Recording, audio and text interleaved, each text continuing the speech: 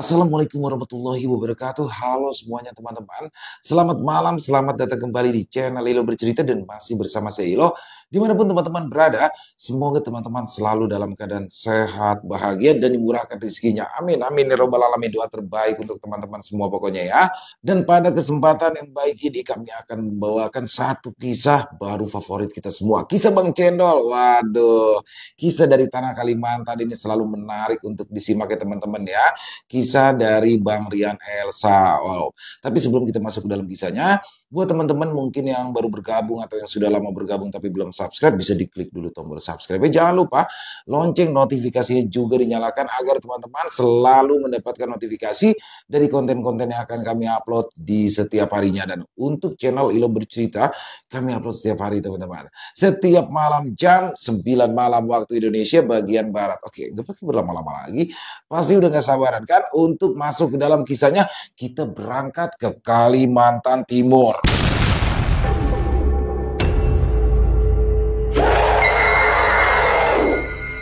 Susuk itu lahir di rumah nenek. Kisah Bang Cendol.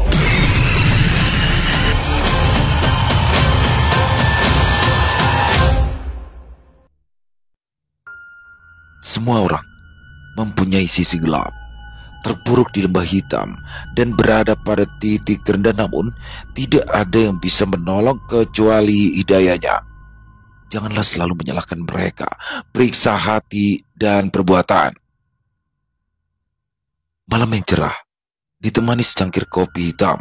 Tidak semuanya hitam itu pahit, selalu ada kenikmatan di akhir rasa. Suasana warung kopi di pinggir kota Samarinda terlihat muda-mudi nongkrong sambil memainkan ponsel, menikmati minuman beraneka ragam dan cemilan ringan yang sudah dipesan.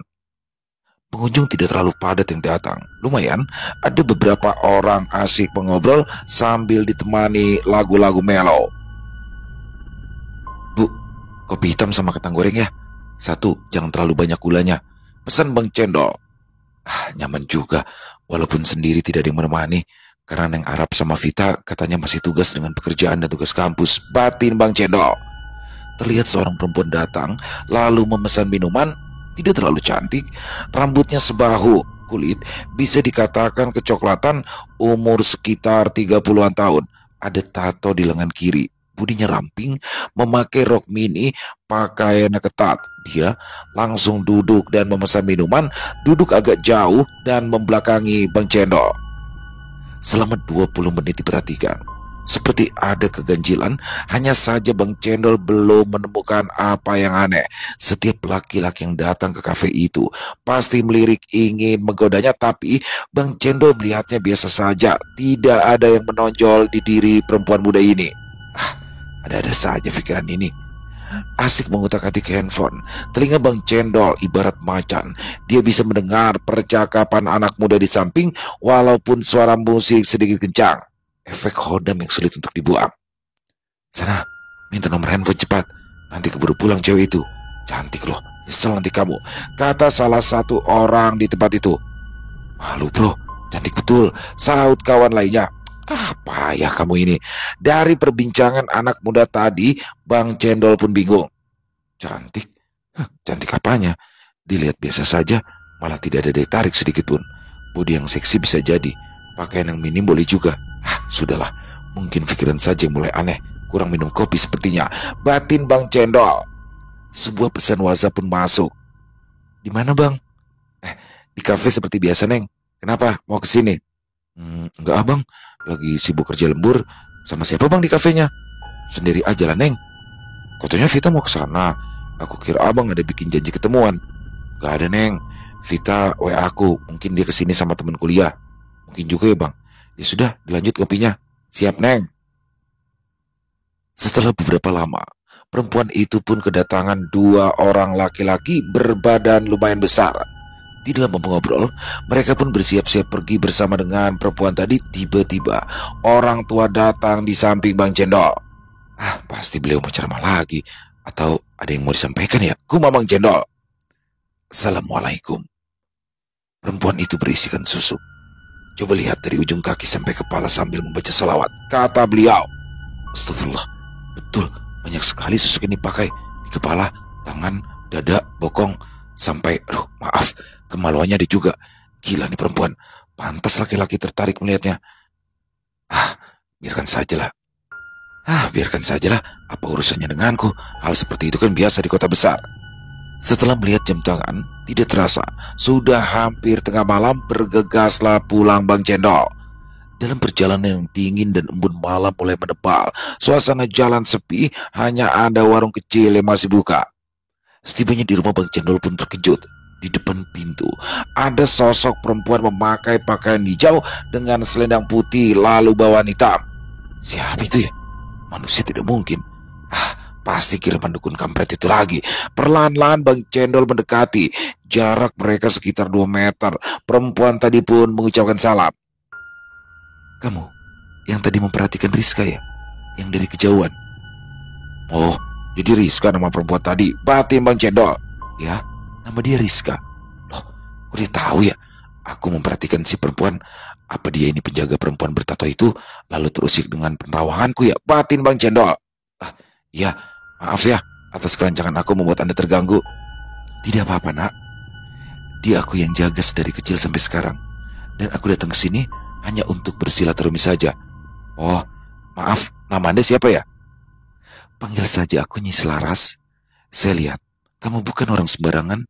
Kamu berilmu cukup tinggi. Itu semua milik Allah dan hanya titipan saja. Jelas Bang Cendol? Kalau begitu saya pamit. Assalamualaikum. Tiba-tiba saja sosok itu menghilang di depan Bang Cendol. Aneh, maksudnya apa kesini?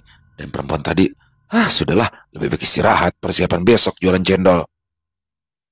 Vi, ayo cepet dong, nanti aku telat. Lama banget sih di kamar mandi, teriak Sulaiha. Sebentar dong El, baru aja keramas. Sambil menunggu Vita mandi, Sulaiha menyalakan kompor. Dia merebus air untuk membuat susu. Buka kulkas, isinya cuma telur, sayur, cemilan, dan sebungkus cendol yang belum sempat minum. Dia menghela nafas panjang. Sulaiha teringat Bang Cendol. Ya, biasanya setiap hari ketemu sewaktu kuliah dulu. Sekarang seminggu sekali dan jarang.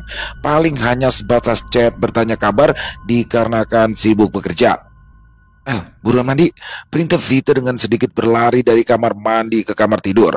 Bergegaslah El mandi. Selesai mandi, dia berdandan, minum susu yang sudah dibuat tadi, dan langsung berangkat kerja. Vita pun sama, masing-masing punya kesibukan sendiri.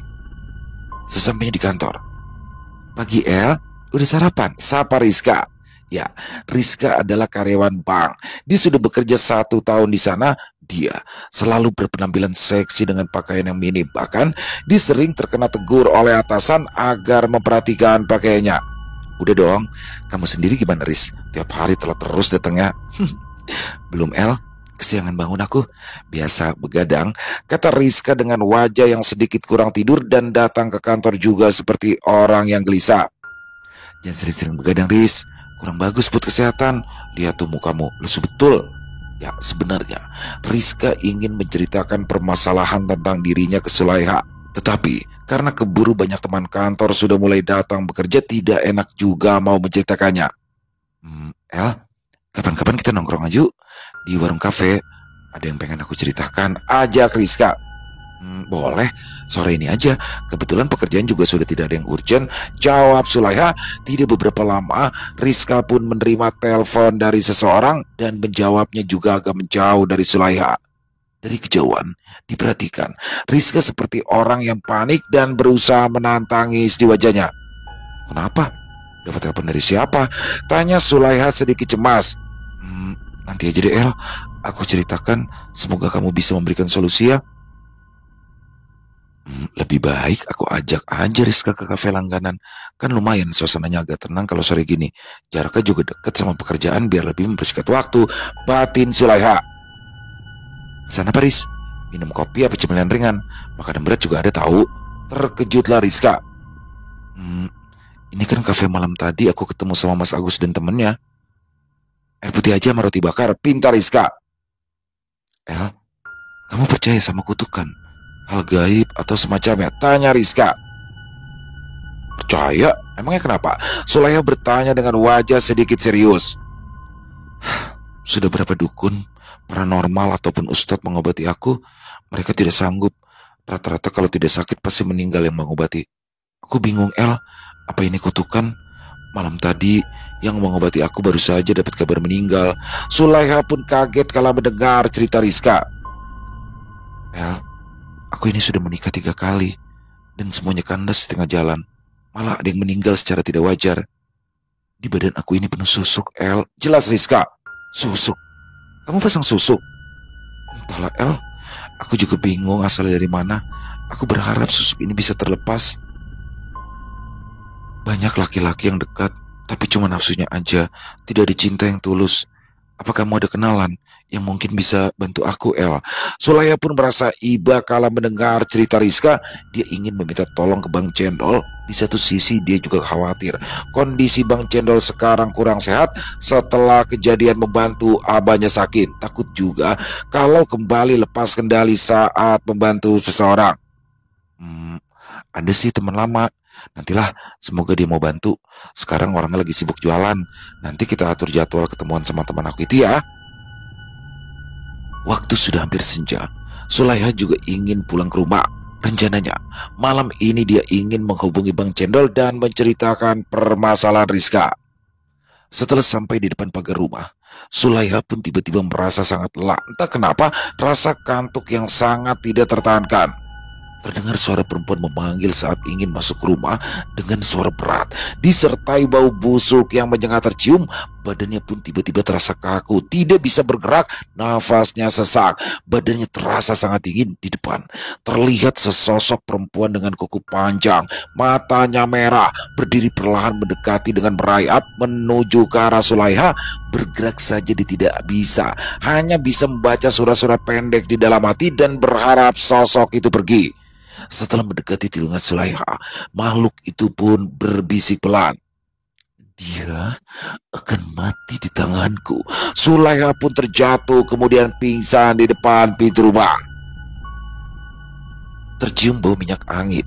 Kepalanya masih sedikit pusing, hanya bingung apa yang terjadi. Tepat di samping ada Bang Cendol dan suara Vita yang memanggil. Aku kenapa? Tanya Sulaiha lirih sambil memegangi kepala karena sedikit nyeri. Badannya masih lemah. Dia tidak bisa banyak bergerak. Kamu pingsan, El, di depan pintu. Jawab Vita. Astagfirullahaladzim. Perempuan itu, gumam Sulaiha. Setelah dia mengingat semuanya, dia langsung menceritakan kejadian tadi pada mereka. Dengan sedikit menahan emosi karena jin itu pergi entah kemana. Setelah Bang Cendol mencari tahu, mungkin itu jin iseng saja. Bang Cendol melihat keadaan yang Arab sudah agak mendingan. Dia kini sudah bisa duduk dan minum. Istighfar ya, Neng. Baca doa, jangan kebanyakan melamun. Makanya kalau sore jangan keluyuran di jalan ya, apalagi mendekati maghrib. Sulaiha di sini ingin menceritakan permasalahan Rizka dan pesan perempuan tadi karena kondisi badannya masih lemah, jadinya itu ditunda. Abang pamit ya, Neng. Insya Allah besok kesini lagi. Jaga kesehatan ya. Bang, bawain cendol dong. Cetus Vita spontan. Kamu itu Fit, apaan sih? Nggak lihat apa aku habis pingsan? Jawab Sulaiha. Ya, besok abang bawakan cendol yang seger. Yang penting Neng Arab sudah nggak apa-apa ya. Kak Ferdi sama Mama sudah dikasih kabar belum? Sudah bang, jawab Vita dari belakang. Yaudah, kasih kabar lagi Mama di Tarakan. Beliau pasti cemas. Udah malam nih gak enak sama tetangga. Abang pamit ya. Assalamualaikum. Dalam perjalanan pulang, Bang Cendol seperti ada yang mengawasi dari kejauhan. Biarin aja. Kita lihat kiriman dukun mana yang datang. Batin Bang Cendol. Suasana malam dalam perjalanan pulang juga sudah sepi. Dinginnya pun tidak seperti biasa. Sesampainya di rumah, Bang Cendol langsung mengambil wudhu, sholat 2 rakaat, meminta petunjuk kepada Allah. Tepat jam 2 malam, gedebuk, terdengar suara lemparan dari luar. Tepat di hadapan Bang Cendol ada seseorang, sosok perempuan berwajah pucat, matanya merah, berpakaian serba hitam. Kamu lagi, kenapa bisa masuk ke rumah aku tanpa izin? Pasti ini si pesuruh iblis jahanam itu nih, ucap Bang Cendol dalam hati. Cepat atau lambat, kamu akan ikut aku. Kita akan bersama-sama menyesatkan manusia, kata wanita itu sambil tertawa puas. Apa maksudnya datang ke sini? Kan aku sudah bilang, tawaran apapun tidak akan aku terima. Sehebat apa kekuatanmu? Berani melawan aku manusia? Hanya Allah yang maha kuat. Semua makhluk di seluruh alam itu bersifat lemah, serga Bang Cendol. Aku suka kamu. Aroma tubuhmu sudah tercium di neraka bersamaku. Lihat Sulaiha, mudah sekali aku membunuh dia tadi. Oh, jadi tadi itu kerjaan kamu? Tanya Bang Cendol. Tiba-tiba saja sosok perempuan itu menghilang. Semalaman suntuk, Bang Cendol tidak tidur mengingat kejadian tadi, berharap orang tua datang memberikan solusi. Ternyata sosok itu tidak datang. Sarapan dulu, El. Tawar Vita. Jam berapa Bang Cendol ke rumah? Habis sholat asar sepertinya, Fit. Barusan chat katanya sih ada urusan sama Ustadz Umar. Ustadz Umar itu ganteng gak sih, El? Tanya Vita genit. Tanya aja sama Bang Cendol, dia kan sahabatnya. Nanti kalau Bang Cendol datang aku mau nanya. Vita cengar-cengir. Gimana ceritanya, Fit? Kok sampai Bang Cendol yang datang? Jadi gini ceritanya, pulang dari kampus kan aku lihat kamu pingsan tuh depan pintu. Langsung aja aku telepon Bang Cendol. Panik sih. Terus wajah Sulaya tegang. Ya sekitar 10 menitan dia datang dengan wajah panik. Dia langsung gendong kamu deh ke kamar. Sulaya merasa bahagia kala mendengar jika ia digendong oleh Bang Cendol. Terus gimana lagi, Fit? Terus ya, Bang Cendol itu semua ngurus kamu, El. Dia panik tahu, wajahnya gak ada senyum sama sekali. Yaudah ya, makan dulu, istirahat. Gue banyak kerjaan nih, mau nyuci baju, numpuk banget. Kamu ini, Fit, nanti ceritain lagi dong gimana kelanjutannya. Vita pun langsung pergi ke dapur untuk menyelesaikan pekerjaan rumah. Hari itu, Bang Cendol hanya berjualan setengah hari. Rencananya, setelah sholat zuhur dia ingin ke rumah Ustadz Umar meminta nasihat perihal kejadian malam tadi. Karena setelah kejadian semalam, hati Bang Cendol sangat gelisah. Assalamualaikum Umar, apa kabar? Alhamdulillah Bang, sehat. Ada apa nih? Tumben ke rumah, ada yang perlu dibicarakan ya? Setelah Bang Cendol menceritakan kejadian Sulaiha dan malam tadi, di sini Ustadz Umar pun terkejut. Astagfirullah, memang mereka tidak henti-hentinya menyesatkan umat manusia. Bagaimana bagusnya sikap aku ya Umar? Bang, semua orang itu mempunyai ujian masing-masing. Jangan takut, Allah selalu ada membantu. Ujian abang sepertinya besar di depan sana. Mungkin akibat perbuatanku dulu ya, yang masuk ke dunia hitam karena nafsu dan amarah. Lupakan saja Bang, semua orang punya sisi yang gelap. Setelah berbincang cukup lama, Umar pun menyampaikan kalau sore ini dia akan pergi ke Berau. Dia ditugaskan dakwah di sana beberapa minggu karena kekurangan pengajar agama. Mendengar Umar akan pergi keluar kota, Bang Cendol pun sedikit sedih. Dia berharap Umar bisa mendampinginya saat membantu orang. Hati-hati di sana ya Umar, daerah di sana masih rawan. Ini tasbih dan pamflet sholat bawa saja buat kamu. Hitung-hitung amal jariah dari aku. Kamu ini Bang, ngomong apa sih? Insya Allah panjang umur kita, jadi nanti bisa ketemu lagi di sini. Setelah sholat asar, Ustadz Umar pun berangkat menaiki mobil charter ke Berau. Bang Cendol hanya bisa mendoakan semoga Ustadz Umar sukses dengan dakwanya di Berau. Sulaiha melihat ke arah jam dinding. Waktu sudah hampir menunjukkan pukul 6 sore, tapi Bang Cendol belum juga datang. Sulaiha berharap dia datang untuk menjenguk. Lama amat sih Bang Cendol, katanya habis asar mau kesini. Tok tok tok, tok tok tok. Suara ketukan di pintu depan. Semoga Bang Cendol yang datang. Bergegaslah Sulaiha membukakan pintu dengan penuh semangat. Ternyata Rizka yang datang. Tadi pagi memang sempat Sulaiha memberikan kabar kalau dia pingsan sehabis pulang dari kafe. Hai, apa kabar say? Katanya pingsan ya kemarin. Sulaiha memperhatikan pakaian Rizka yang sangat minim. Sambil menenteng buah-buahan, dia berjalan melewati Sulaiha langsung ke ruang tamu dan duduk dengan santainya. Ya, Rizka memang sudah terbiasa di rumah.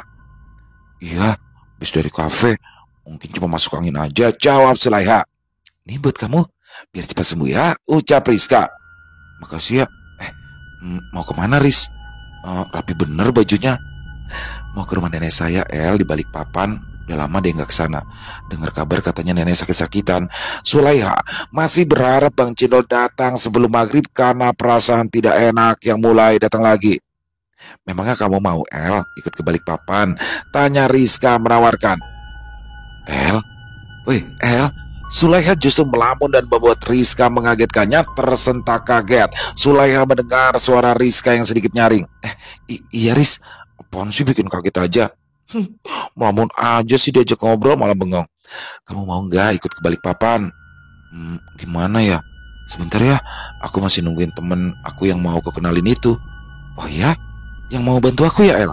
Semoga dia mau ya, karena dia nggak mau berurusan lagi sama hal gaib. Rizka berharap semoga teman Sulaya ini bisa membantunya. Hai Kak Rizka, ih cantik banget, mau jalan-jalan ya? Vita datang dari kampus dan langsung duduk di sebelah Sulaiha dengan wajah kusut dan sedikit bau keringat karena seharian berada di kampus. Wih, ada anak kampus yang rajin ya belajarnya ya, biar cepet diwisuda, ucap Rizka. Jelas dong Kak, bawa apaan tuh? Buat saya ya. Rizka tersenyum melihat tingkah laku Vita yang sedikit heboh dengan kedatangannya. Kamu ini Pit totong datang. Buah ini kan buat aku yang pingsan kemarin. Mandi sana dulu sana. Enak banget sih baunya, ucap Suleha. Tapi jangan dihabisin ya buahnya ya, ucap Vita sambil bergegas masuk ke dalam. Sepanjang perjalanan menuju ke rumah Neng Arab, banyak sekali gangguan-gangguan yang entah dari mana asalnya karena kondisi Bang Cendol yang sedikit kurang sehat. Jam menunjukkan waktu sholat maghrib. Kuda besi beroda dua pun berbelok ke arah masjid untuk melaksanakan ibadah sholat, baru nanti akan dilanjutkan ke rumah Neng Arab. Kamu akan mati di tanganku. Tiba-tiba saja suara bisikan itu datang. Bang Cendol semakin penasaran asalnya dari mana suara itu. Dengan cepat dia segera membaca ayat kursi, berharap suara itu segera menghilang. Saat ingin memasuki area masjid, rasa sesak saat bernafas dan tusukan di dada kiri pun datang. Bang Cendol sambil memegang dada kiri, dia mencari wadah untuk beristirahat sebentar. Astagfirullah, kiriman siapa lagi ini? Mendekati senja, lirih Bang Cendol. Bang Cendol perlahan-lahan mencari tempat wudhu sambil menahan rasa sakit di dada. Dari kejauhan terlihat perempuan yang datang malam tadi. Kali ini dia datang bersama dengan pasukan jin kafir yang sangat banyak. Bagaimana? Sakit? Aku bisa saja langsung membunuhmu sekarang, sergap perempuan itu. Bang Cendol hanya diam, tidak menjawab ancaman dari perempuan itu. Lebih baik kau sholat maghrib dulu, baru nanti ke rumah Neng Arab, ucap pelan dari Bang Cendol. Sholat saja dulu nak, insya Allah selamat aja ikam, ucap orang tua berbolang. Selesai sholat maghrib, Bang Cendol pun langsung menuju ke rumah Sulaiha yang jaraknya sekitar 15 menit perjalanan. Perempuan itu juga menghilang tak kemana. Sesampainya di rumah, terlihat ada mobil terparkir di halaman depan rumah Neng Arab. Assalamualaikum. Waalaikumsalam. Masuk Bang. Lama banget sih dari rumah Ustadz Umar ya, tanya Sulaiha. Bang Cendol melihat teman Sulaiha bengong sambil mengingat-ingat seperti mereka pernah bertemu. Bang, motonya jangan gitu dong liatinya, cetuk Sulaiha. Kamu Rizka ya namanya? Terkejutlah Rizka dan Sulaiha. Tahu dari mana nama Rizka? Cara mereka nggak pernah ketemu, pikir Sulaiha. Iya benar. Tahu dari mana ya nama saya? Panjang ceritanya. Saya lihat kamu di kafe bersama laki-laki berbadan besar kan? Perkenalkan, nama saya Bang Cendol. Hati Rizka bertanya-tanya, tahu dari mana Bang Cendol ini soal nama dan juga laki-laki itu. Maaf nih Riz, susuk itu dari mana asalnya? Mendengar Bang Cendol belak-belakan bertanya soal susuk, Rizka sedikit malu, apalagi dia ini sepertinya bukan orang biasa. Abang ini apaan sih? Langsung bertanya seperti itu. Malu nanti Rizka. Maaf Neng, keceplosan aja tadi kok, sumpah deh. Rizka senyum-senyum malu antara mau menjawab atau tidak. Difikirkan pasti tahu Bang Cendol permasalahan dia selama ini. Keceplosan apa keceplosan? Sulaiha mengejek. Iya Bang, susuk ini sudah lama kata orang, dan yang pernah mau melepas, tapi semua orang itu nggak mampu. Bang Cendol melirik ke arah Sulaiha seperti ada sesuatu yang aneh. Neng, ngerasa nggak kalau di sebelah Neng ada yang lagi duduk? Abang nih baru datang udah nakut-takutin. Rizka dan Bang Cendol hanya senyum-senyum melihat Sulaiha sedikit ketakutan. Abang lihat juga ya sama beliau? Ya, dari awal aku datang beliau sudah duduk di sebelah Neng Arab. Namanya Nyi Selaras kan? Dia tahu juga nama beliau. Tidak semua orang diberitahu, hanya orang tertentu saja. Apa dia ini bakal... nggak mungkin. Pikiran aku macam-macam saja. Batin Rizka. Iya benar bang, beliau yang menjaga saya sedari kecil. Kata nenek, beliau biasanya hadir saat saya sedang kesulitan. Jelas Rizka. Perihal susuk itu, apa abang bisa melepaskan? Bang Cendol pun berpikir lama terkait susuk Rizka. Kan banyak ya. Tidak mungkin aku melepaskan semua. Harus ada pendamping perempuan nih, batin Bang Cendol. Aduh, gimana ya? Soalnya susuk itu kan adanya maaf, di kelamin ada juga ya. Rizka terdiam malu. Ternyata Bang Cendol ini mata batinnya sangat tajam. Sulaiha pun menepuk-nepuk pundak Bang Cendol sambil berbisik. On sih abang nih, ngomong itu direm dong, jangan asal aja. Jatuh Sulaiha.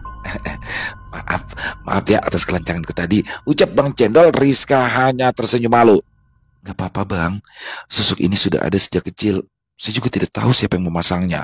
Secara batin, Bang Cendol diperintahkan oleh Nyi Selaras untuk membantu membuang susuk itu. Nanti beliau juga akan membantu melepaskan.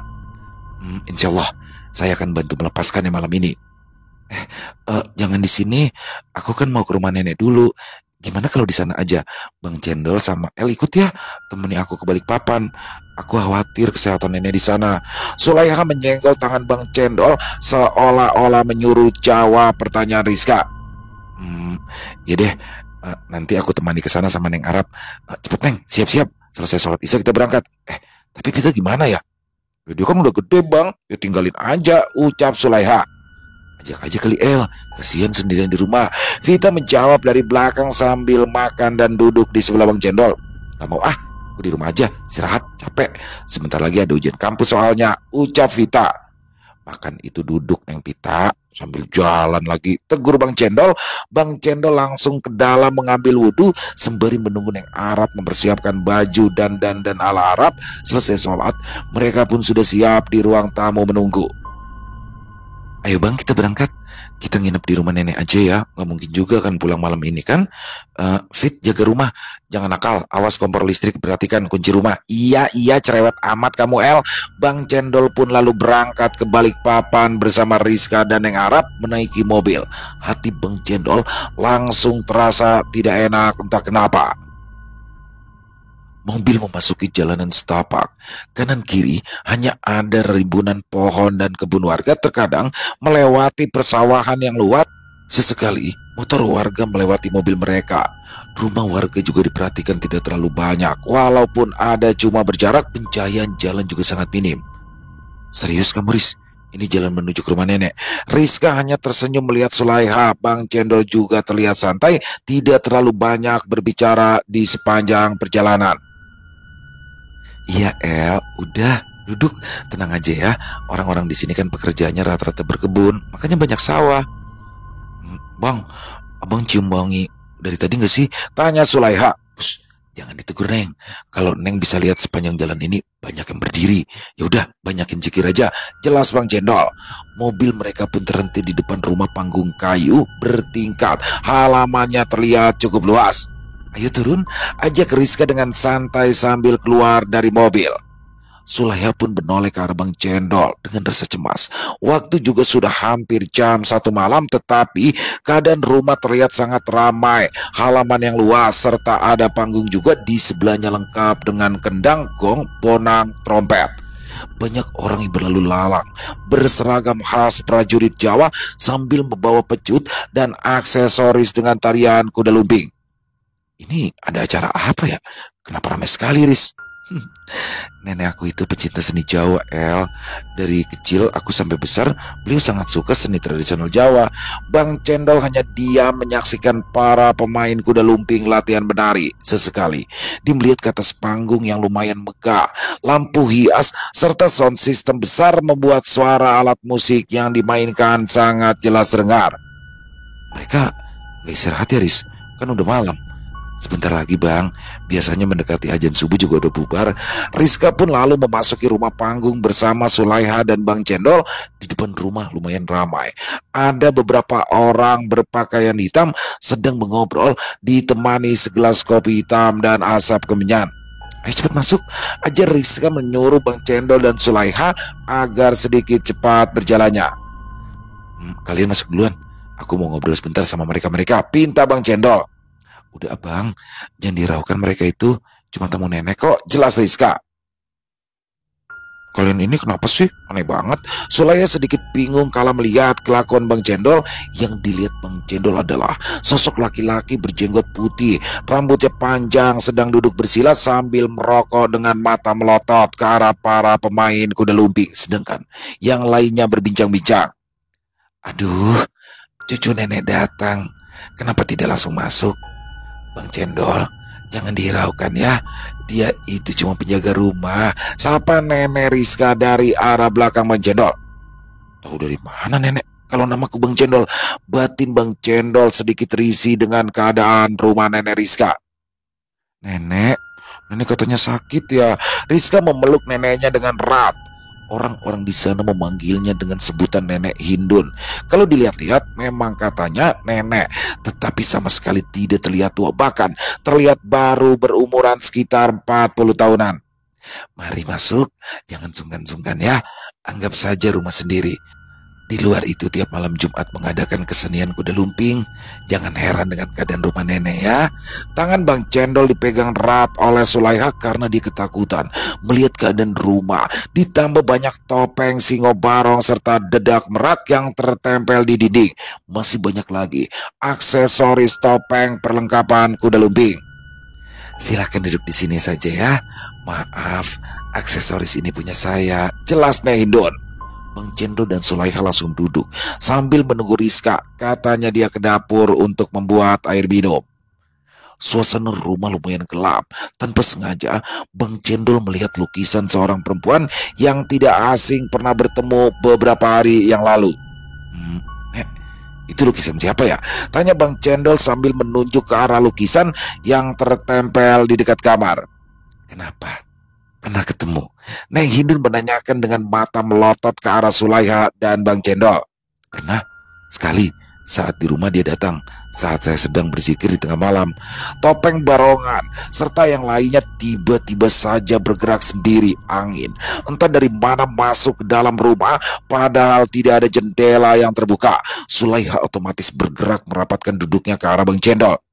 Bang, kita pulang aja yuk. Serem banget deh rumah neneknya Rizka. Gak apa-apa Neng, udah duduk, tenang aja. Dia itu mamanya Rizka. Panjang ceritanya. Bahkan Rizka sendiri tidak tahu sejarah mamanya. Mendengar perkataan dari Neng Hindun, Bang Cendol merasa kurang nyaman. Apalagi sosok perempuan yang pernah ditemui ini bukan main-main kekuatannya di alam sebelah. Dor, El, minum dulu nih. Dari tadi ngobrol sama nenek tegang betul sih, ucap Rizka sambil membawa minum dan makanan dari dapur. Silakan diminum Bang Cendol. Nek Hindun mempersilakan minum dengan ekspresi wajah yang dingin. Gimana Nek? Keadaannya katanya sakit dari kemarin. Sudah sembuh kok Riz. Biasa masuk angin saja, kurang istirahat, jawab Naindon.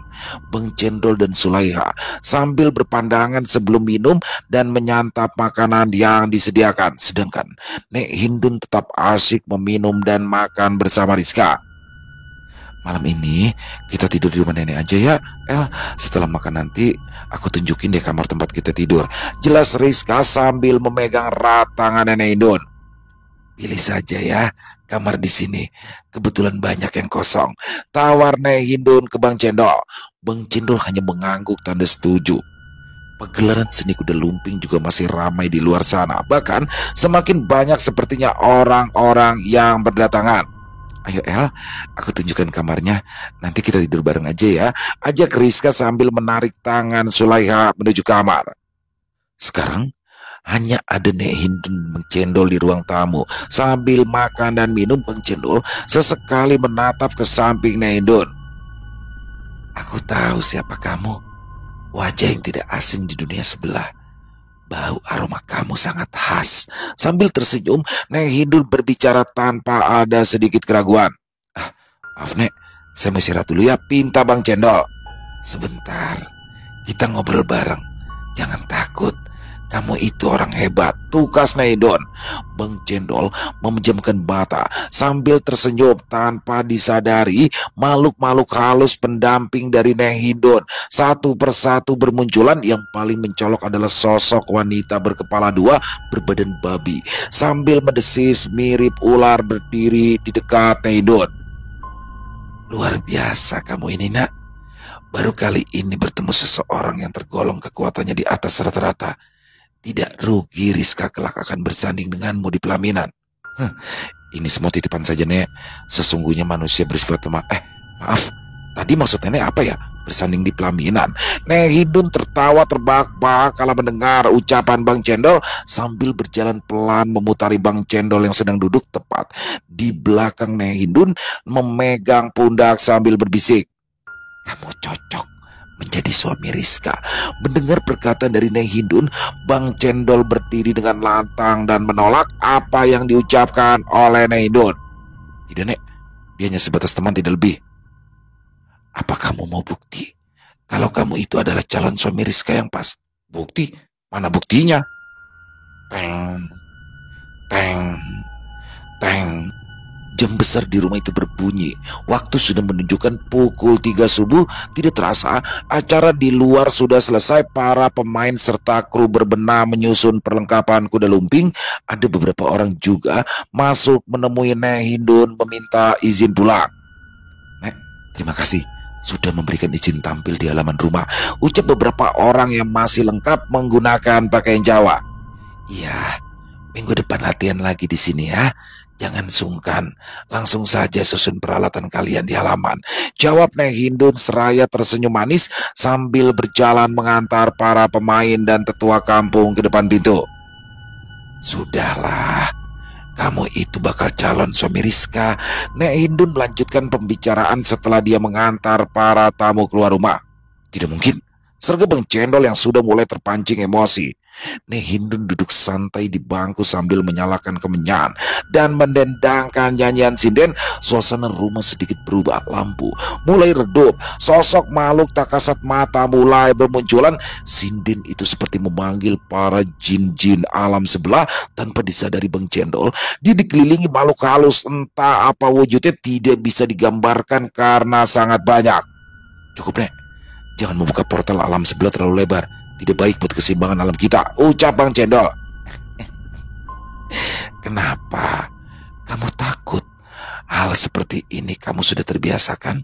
Sangat ingin membunuh orang, ucap Nehidun. Bang Cendol terkejut dengan apa yang dikatakan oleh Nehidun. Sejak kapan dia tahu perbuatan itu? Padahal sudah lama Bang Cendol tidak menggunakan ilmu hitam kepada orang lain. Badan dan bibir Bang Cendol kaku tak bisa berkata-kata, hanya menyaksikan Nenek Hindun memamerkan ilmunya. Tanpa terasa azan subuh terdengar berkumandang. Alhamdulillah, akhirnya sudah subuh. Batin Bang Cendol, badannya kini sudah mulai bisa digerakkan. Portal alam sebelah perlahan tertutup sendirinya. Nek Hindun bergegas kembali ke kamar dan langsung mengunci pintu tanpa ada kata-kata apapun diucapkan. Pagi yang cerah, Sulaiha dan Rizka beristirahat cukup nyaman malam itu. Bahkan Rizka sampai lupa Bang Cendol beristirahat di mana.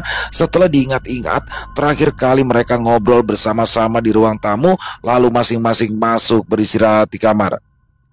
Itu Bang Cendol, tumben jam segini masih molor. Kenapa dia malah tidur di ruang tamu? Apa nenek tidak memberi kamar khusus untuk tamu? Batin Rizka. Saat Rizka mendekati, niat hati ingin membangunkan, terdengar suara nenek dari belakang. Biarkan saja, Riz. Bang Cendol kelelahan sepertinya. Malam tadi habis ngobrol sendiri di ruang tamu. Nenek suruh ke kamar istirahat tidak mau. Sepertinya dia ngobrol sendiri sampai mendekati subuh. Yang benar, Nek. Memangnya nenek gak lihat sama siapa Bang Cendol ngobrol? Gak lihat, cuma pas nenek ingin sholat subuh, nengur Bang Cendol, malah nenek dimarahi. Mendengar perbincangan nenek dan Rizka, Bang Cendol pun terbangun, matanya merah dengan sedikit kebingungan karena sudah lewat waktu subuh. Sedikit malu juga, kenapa justru dia malah kesiangan bangunnya. Jam berapa ini, Riz? Kok nggak ada yang bangunin aku sih tadi subuh? Melihat Nenek Hindun, Bang Cendol sedikit waspada mengingat kejadian tadi malam. Nenek Hindun seperti kerasukan tingkahnya semalam. Mandi terus sarapan dulu bang. Udah mau jam 10 itu, ucap Sulaiha. Setelah beberapa lama, Bang Cendol selesai mandi dan sarapan dengan cepat. Ia menemui Nenek Hindun dan juga Rizka yang sedang asyik mengobrol bersama Sulaiha. Duduk bang, tawar Nenek Hindun. Saya berdiri aja nek. Sudah cukup tadi malam Nenek menampilkan suatu keanehan. Serga Bang Cendol, Rizka dan Sulaiha kebingungan memperhatikan Bang Cendol melihat Nenek seperti orang ketakutan. Padahal malam tadi saat datang nyaman-nyaman saja. Istighfar bang. Semua kejadian malam tadi itu hanyalah mimpi, ucap Nenek Hindun. Tidak mungkin nek. Sangat jelas aku sama Nenek ngobrol sampai subuh. Tukas Bang Cendol kesal. Sulaiha dan Rizka hanya terdiam melihat Bang Cendol marah-marah kepada Nenek Hindun. Dia orang tua Rizka. Yang Bang Cendol lihat itu sebenarnya bukanlah nenek. Dia menyerupai saja di alam mimpi. Jelas Nenek Hindun. Mendengar perkataan dari Nenek Hindun, Rizka terkejut. Selama ini Nenek tidak pernah bercerita tentang orang tuanya. Yang Rizka tahu sejak dulu kedua orang tuanya meninggal kecelakaan. Maksud Nenek tahu tentang kedua orang tua Rizka. Nenek Hindun memandangi wajah Rizka. Sejak bayi hingga sekarang dialah yang memelihara, membesarkan, mendidik hingga dewasa. Mungkin ini waktunya dia memberitahu siapa sebenarnya kedua orang tuanya. Sebenarnya ada apa, Nek? Kenapa Nenek tidak pernah menceritakan kejadian tentang kedua orang tua Rizka? Tanya Rizka dengan mata berkaca-kaca menahan tangis kesedihan. Kedua orang tua kamu itu dukun sakti, penganut ilmu hitam. Ibu kamu itu sesudah menikah hingga mengandung kamu tidak pernah sama sekali memperhatikan kandungannya hingga lahirlah bayi mungil perempuan. Bang Cendol, Sulaiha dan Rizka mendengarkan cerita dari Nenek Hindun dengan keseriusan sesekali. Nenek Hindun meneteskan air matanya. Mungkin sangat berat menceritakan keadaan kedua orang tua Rizka. Di tengah malam hujan yang sangat deras, kedua orang tua kamu bergegas membawa Rizka kecil ke gubuk yang ada di tengah hutan. Jelas Nenek Hindun menceritakan awal mula petaka kedua orang tuanya. Malam ini juga anak kita harus ditumbalkan demi kesempurnaan ilmu kita, Bu, ucap Helmi kepada istrinya yang bernama Rahmi Arianti. Astagfirullah. Apa yang akan kalian lakukan? Istighfar. Itu anak darah daging kalian sendiri, ucap Nenek Hindun yang datang ke tengah hutan. Segera urus orang tua kamu. Jangan sampai dia ikut campur urusan kita. Serga Helmi dengan lantang berbicara di tengah derasnya hujan, memerintahkan Rahmi untuk mengusir orang tuanya. Nenek Hindun tidak tinggal diam. Dia pun berusaha merebut Rizka mungil dari tangan Helmi hingga akhirnya aksi tarik-menarik tidak bisa dihindarkan. Rahmi Arjanti yang memang anak dari Nenek Hindun malah justru ikut membantu Helmi dalam mempertahankan anaknya demi sebuah ilmu hitam yang tinggi. Lepaskan anak ini. Dia tidak berdosa, dia suci. Teganya kalian ingin menumbalkan anak sendiri demi ilmu hitam, teriak Nenek Hindun sambil menarik-narik Rizka yang masih bayi. Tiba-tiba saja Helmi dan Risma Arjanti seperti orang ketakutan melihat sosok di belakang Nenek Hindun. Anaknya yang sudah siap untuk ditumbalkan akhirnya terlepas ke dalam pelukan Nenek Hindun. Apa yang kamu lakukan di sini? Tanya Risma Arjanti dengan mata melotot setengah ketakutan. Nenek Hindun merasa ada seseorang yang berdiri di belakangnya. Sosok perempuan berbaju hijau. Ya, tidak salah lagi, dia adalah Nyi Selaras. Kesempatan Nenek Hindun keluar dari gubuk yang penuh sajian kebang serta kemenyan. Helmi dan istrinya Rahmi Arjanti hanya terdiam melihat Nenek Hindun berlari membawa Rizka keluar rumah. Demi menyelamatkan cucunya, apa saja akan dilakukan oleh Nenek Hindun walaupun nyawa sekalipun. Terdengar suara ledakan. Saat Nenek Hindun berlari menjauh dari gubuk di tengah hutan, suara petir dibarengi kilat tiada hentinya menyambar ke arah rumah wadah kedua orang tua Rizka melakukan ritual saat itu. Apa yang terjadi setelah itu, Nek? Tanya Rizka merasa penasaran akan cerita dari Nenek Hindun. Nenek mengamankan kamu, Riz. di rumah warga yang sekiranya aman untuk berlindung. Setelah itu nenek dan beberapa warga kembali ke tengah hutan dengan niat menemui kedua orang tuamu. Tapi setelah kita sampai di sana, nenek Hindun terdiam, menahan air mata yang perlahan membasahi pipi. Rizka dan Sulaiha berusaha mendekat untuk menenangkan sang nenek. Sebaiknya nenek istirahat aja dulu, ucap Bang Cendol, mungkin merasa bersalah akan sikapnya tadi memarahi nenek Hindun. Kedua orang tuamu terbakar habis. Tidak ada satupun yang tersisa. Yang nenek lihat, ibu kamu masih bisa bergerak. Entah ilmu apa yang dia gunakan hingga ia seperti itu. Dia sangat tersiksa, mau meninggal tapi tidak bisa. Ya Allah, dosa yang tidak bisa diampuni hingga seperti itu keadaan ibu kamu. Jelas nenek Hindun. Malam itu juga, nenek dan beberapa warga menguburkan kedua orang tua kamu. Lalu kejadian aneh terulang. Risma Harjanti kondisinya sudah terlihat gosong, bersuara lantang dan nyaring. Percuma, anak itu hidup. Dia sudah kuberikan susuk dan tanda. Suatu saat pasti akan menjadi seperti aku. Suara itu membuat beberapa warga bergegas menguruk tanah kubur dan langsung pergi dari area pemakaman. Tidak ada azan, tidak ada doa, bahkan talqin sekalipun. Sejak saat itu, setiap malamnya Nek Hindun dan Rizka selalu diteror arwah Risma Harjanti. Tetapi tidak bisa, karena sosok Nislara selalu mendampingi Rizka kecil hingga sekarang. Maafkan saya, Nek. Tadi saya sempat marah-marah, ucap Bang Cendol. Tidak apa-apa. Pasti Bang Cendol mendapat pesan saat mengobrol bersama Rasmi Harjanti tadi malam. Ada sih, Nek. Tapi nanti aja dibicarakan. Lebih baik malam ini saya lepaskan semua susuk yang ada di badan Rizka dan nenek. Nek Hindun merasa malu karena sampai saat ini dia tidak bisa melepaskan susuk di badannya sendiri. Pasti ini pekerjaan Risma Harjanti kan, Nek? Selama dia hidup, dia memasang susuk di badan Rizka dan nenek diam-diam. Bang, tapi apa abang sanggup melepaskan susuk ini? Secara banyak yang tidak bisa, Bang. Ucap Rizka khawatir karena nyawa taruhannya. Insya Allah bisa kok. Bang Cendol pasti bisa mencari cara bersama leluhurnya untuk melepaskan susuk itu. Sulaiha menepuk-nepuk pundak Bang Cendol karena tidak ingin mengecewakan nenek dan Rizka. Insya Allah, selepas sholat asar bersiap-siap saja. Aku juga perlu bantuan Neng Arab, karena posisi susuk itu ada di bagian-bagian yang tidak seharusnya dipegang oleh laki-laki, ucap Bang Cendol kepada Neng Arab. Tapi Bang, Neng Arab mencoba menolak, tapi malah Bang Cendol cuek. Ya sudah, nenek dan Rizka istirahat aja dulu. Sebentar lagi waktu sholat zuhur, saya mau mempersiapkan fisik buat nanti sore. Selesai sholat zuhur, Bang Cendol memanggil orang tua berbolak, berharap beliau datang dan memberikan sedikit masukan dalam membersihkan susuk di badan Rizka dan Nek Hindun. Setelah menunggu beberapa lama, akhirnya, Assalamualaikum.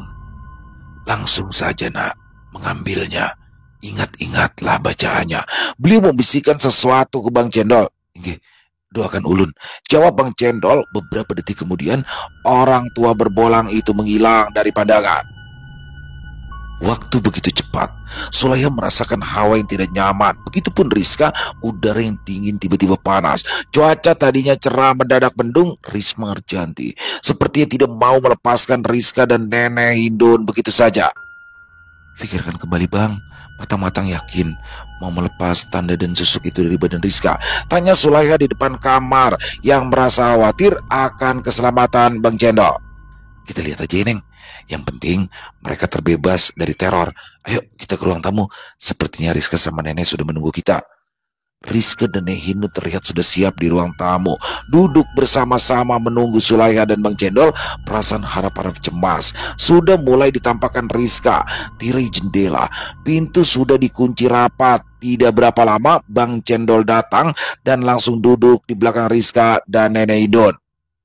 Sulaiha mana, Bang? Ada, Riz, sebentar lagi juga datang. Nah, itu dia datang. Sulaiha hanya duduk di sebelah Bang Cendol, bersiap apa yang akan diminta saat mengambil susuk di bagian yang tidak bisa dijangkau laki-laki. Sudah siap kalian? Apapun yang terjadi nanti jangan ditegur. Itu bisa jadi gangguan dari alam lain ya. Pesan Bang Cendol serius kepada Rizka, Sulaiha serta Nenek Hindun. Assalamualaikum.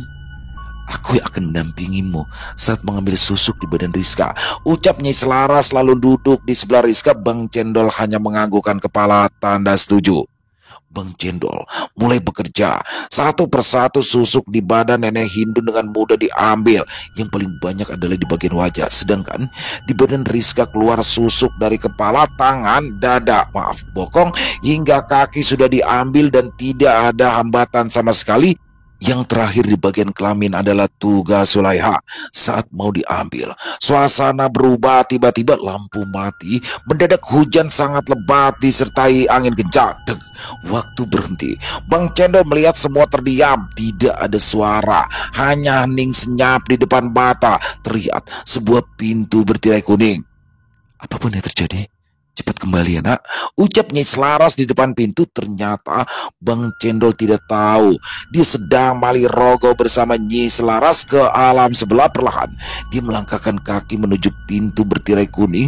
Suara riuh keramaian terdengar jelas di balik pintu. Pintu terbuka dengan sendirinya tanpa disentuh. Cepat masuk. Di dalam ada Risma Arjanti menunggu.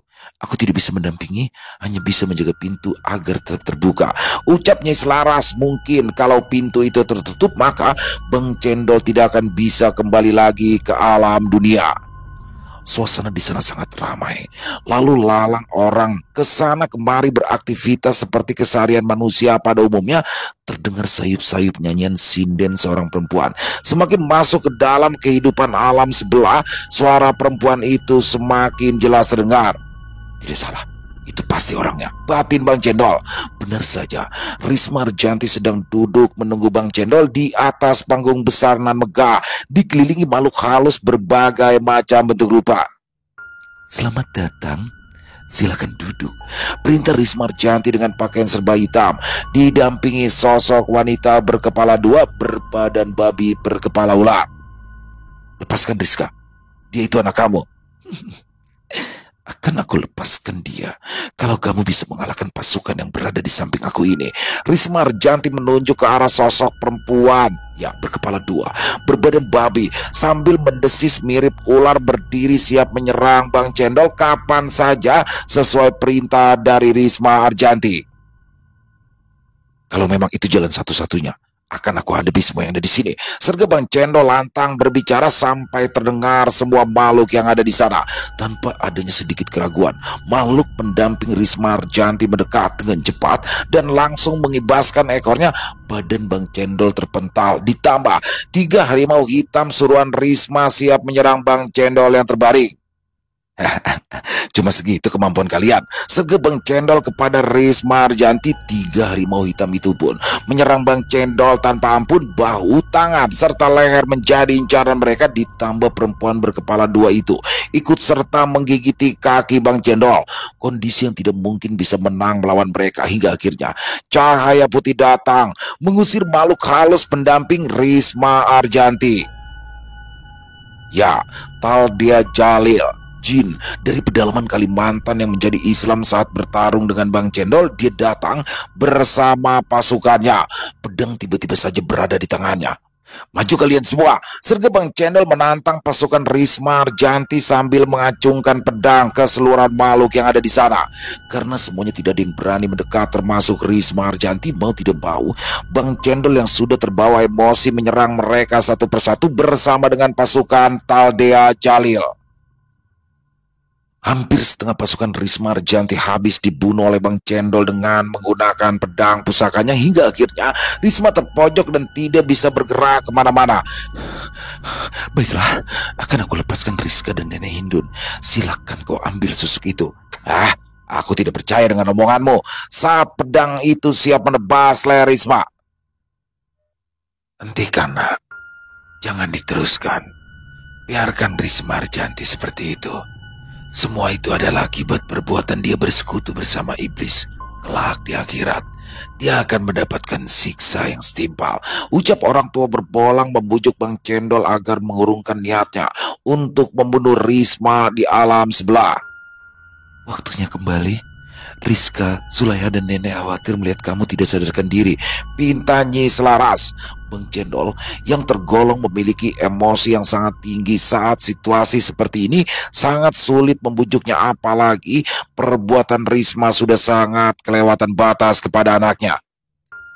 Kembalilah nak, kasihan Zulaiha. Sangat cemas aku lihat. Suara yang sangat tidak asing bagi Bang Cendol, ya tidak salah lagi saat dia menoleh ke arah belakang. Seorang laki-laki tua tersenyum dengan wajah bersinar. Dia adalah Abah Sulaiha. Ternyata ikut datang untuk membujuk agar Bang Cendol kembali lagi ke alam dunia secepatnya. Nyi Selaras memegang pundak Bang Cendol. Dalam hitungan detik mereka pun sudah kembali ke depan pintu bertirai kuning. Terlihat jelas Nenek Hindun, Rizka dan Zulaiha menampilkan wajah yang cemas. Terima kasih sudah mau membantu Rizka, ucap Nyi Selaras. Aku kembali dulu. Bang Cendol pun kembali ke tubuh asalnya. Alhamdulillah, abang sudah sadar, ucap Zulaiha serta Rizka dan Nenek Hindun. Ini susuk yang ada di badan Rizka semua. Bang Cendol memperlihatkan di dalam genggaman tangan. Risma Arjanti sampai sekarang masih tetap menebarkan kesesatan, menawarkan jalan yang sesat, menjauhkan manusia dari jalan Allah. Setahun setelah kejadian itu, Rizka akhirnya menikah, bahkan memiliki anak laki-laki, walaupun kembali kandas rumah tangganya di tengah jalan karena suatu yang alami tidak dicampur tangan ibunya Risma Arjanti. Sedangkan Nenek Hindun sendiri, setiap hari kondisi kesehatannya semakin menurun. Pada akhirnya Nenek Hindun meninggal dunia setelah kelahiran cicit pertamanya. Selesai. Wow, luar biasa kisah Bang Cendol. Jadi dia berangkat tuh dari Samarinda ke Balikpapan dalam rangka pengobatan untuk Rizka ya, yang mana susuk itu ternyata bukan dipasang atas kemauan Rizka ya. Jadi mungkin di awal udah suzon tuh ngeliat Rizka sering pakaian seksi, menarik ya kan. Tapi di sini ternyata itu bukanlah susuk yang dipasang oleh dia sendiri, melainkan susuk yang dipasang sedari dia kecil, yang mana ini dipasang oleh orang tuanya yang menggunakan ilmu hitam. Waduh, ini ngeri banget ya. Bahkan ibunda daripada Rizka itu masih ada terus dan menebarkan kesesatan untuk orang-orang. Luar biasa sekali kisahnya. Alhamdulillah akhirnya Bang Cendol juga bisa kembali lagi ya membantu seseorang, dan kali ini adalah Rizka dan juga Nenek Hindun, yang mana nenek ini masih kelihatan cantik tuh di umurnya yang sudah tua, yang sudah 60 lebih ya mungkin ya, atau 70, tapi akhirnya setelah susuk itu dilepas, beriring itu juga kesehatannya menurun hingga akhirnya meninggal dunia. Semoga Nenek Hindun ditempatkan di tempat yang lebih baik di alam sana. Amin amin ya robbal alamin. Dan sekali lagi terima kasih Bang Rian Elsa atas kisahnya yang luar biasa, dan semoga teman-teman semua terhibur ya dengan kisah barusan. Dan buat teman-teman yang punya komentar lain bisa menuliskan di dalam kolom komentar ataupun hanya sekedar saling menyapa. Insya Allah kami akan menjawabnya satu persatu. Buat teman-teman yang suka dengan videonya bisa diklik tombol like, tombol jempolnya, boleh juga dibantu di share ya link videonya ini ke teman-teman yang lain agar juga ikut merasa terhibur. Dan sekali lagi buat yang belum subscribe, yuk diklik tombol subscribe, jangan lupa lonceng notifikasinya dinyalakan agar teman-teman selalu mendapatkan notifikasi dari konten-konten yang akan kami upload di setiap harinya. Kami juga ingin mengucapkan terima kasih kepada seluruh teman-teman yang sudah selalu setia hadir, yang sudah selalu mendukung kami, karena teman-temanlah kami selalu bersemangat berkarya di setiap harinya. Dan oh iya, buat teman-teman mungkin yang punya kisah horor misteri ya, yang mungkin berkenan dibawakan di channel kami, silakan bisa mengirimkannya ke nomor telepon kami yang ada di sini. Bebas kirimannya, boleh dalam bentuk tulisan, boleh dalam bentuk rekaman suara, senyamannya teman-teman aja. Dan buat teman-teman yang sudah mengirimkan kisah, kami ucapkan terima kasih. Di akhir kata saya Ilo mengucapkan permohonan maaf apabila mungkin dalam pembawaan kisahnya barusan ada kata-kata saya yang salah ataupun ada kata-kata saya mungkin yang kurang berkenan. Saya mohon dibukakan pintu maaf yang seluas-luasnya. Sampai berjumpa lagi di konten-konten kami selanjutnya, yang pasti tidak kalah serunya, yang pasti tidak kalah horornya. Masih bersama saya Ilo di channel Ilo Bercerita. Salam sehat, sukses, bahagia selalu untuk kita semua. Wassalamualaikum warahmatullahi wabarakatuh.